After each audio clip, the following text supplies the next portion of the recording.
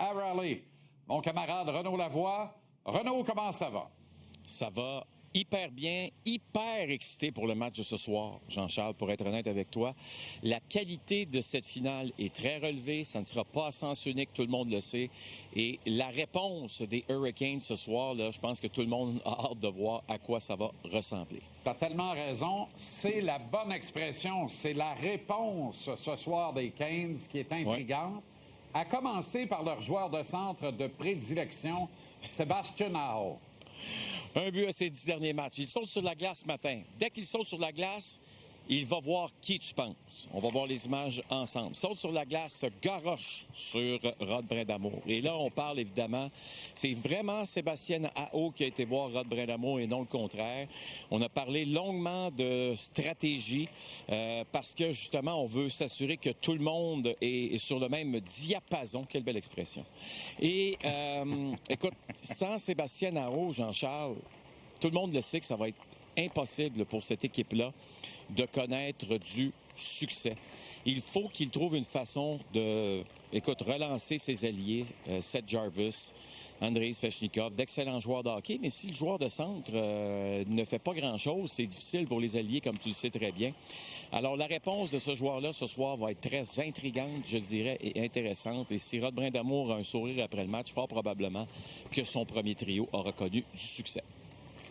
Un autre dont il faut parler, c'est Tomas Hertl. Ça a été une saison très difficile pour Hertl. Le voici sur une lancée au bon moment, René. Écoute bien, là, Jean-Charles. En saison régulière, ça a été 22 matchs sans marquer.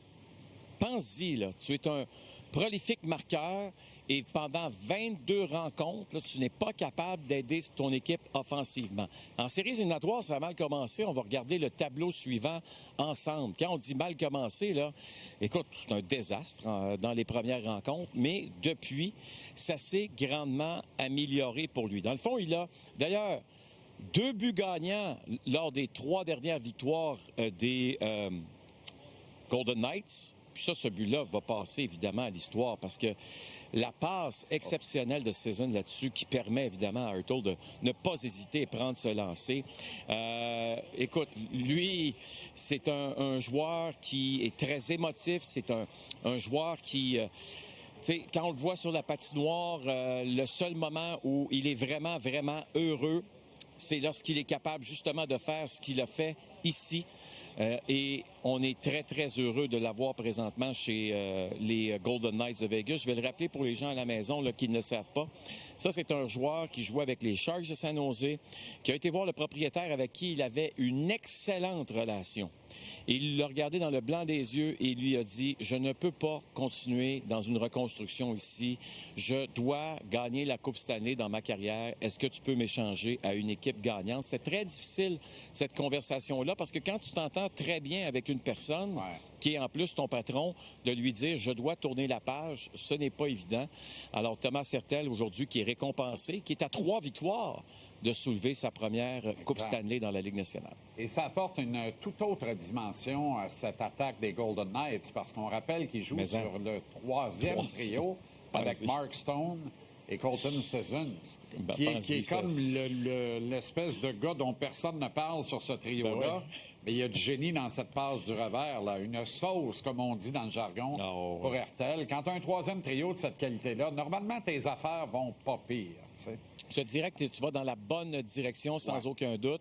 Alors, eux aussi, ce soir, ont un beau défi parce que, qu'on le veuille ou qu'on ne veuille pas, Jean-Charles, là, tu sais, chez les Golden Knights, là, on a vécu un balayage face à l'Avalanche du Colorado. Je peux te garantir qu'on veut répéter la même chose et ça doit commencer par une victoire ce soir.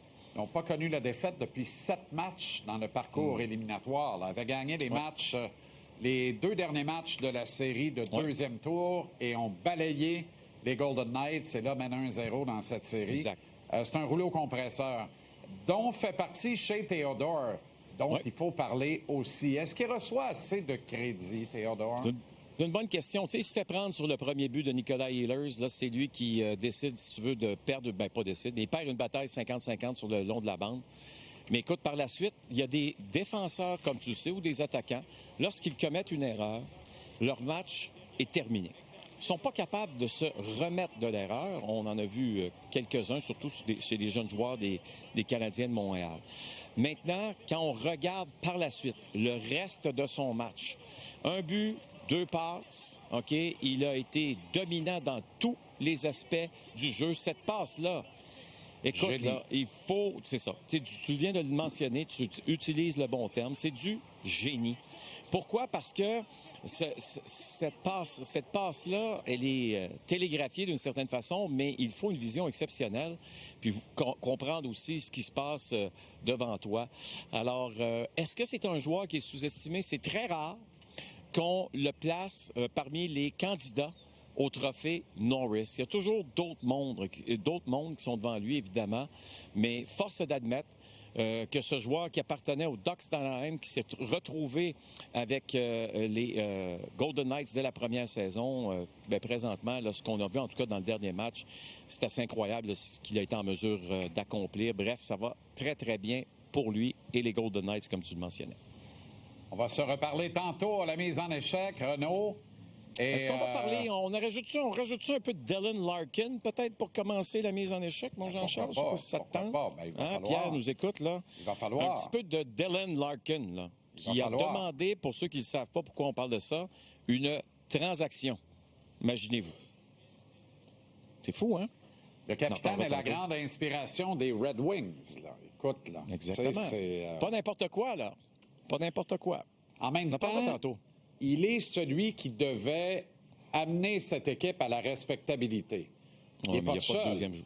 Mais non, mais lui, sais-tu qu'est-ce qu'il a fait, là, pendant qu'on en parle un petit peu vite fait? Il a regardé ça, là. Il a dit, il me reste 4 ans de contrat, on ne gagnera pas la Coupe Stanley ici d'ici les 4 prochaines saisons. Bye-bye. Bye-bye. Ouais. Est-ce que le Canadien, je te laisse là-dessus, puis on en reparle plus profondément tantôt, est-ce que le Canadien est automatiquement disqualifié par le fait qu'il joue dans la même division? Clause de mouvement, c'est lui qui décide où il veut jouer. S'il décide de jouer cette carte-là, puis il dit, c'est un seul club où je vais être échangé, il arrive quoi? C'est ça la question. À tantôt, Renaud. Tantôt, Jean-Charles. Bye-bye.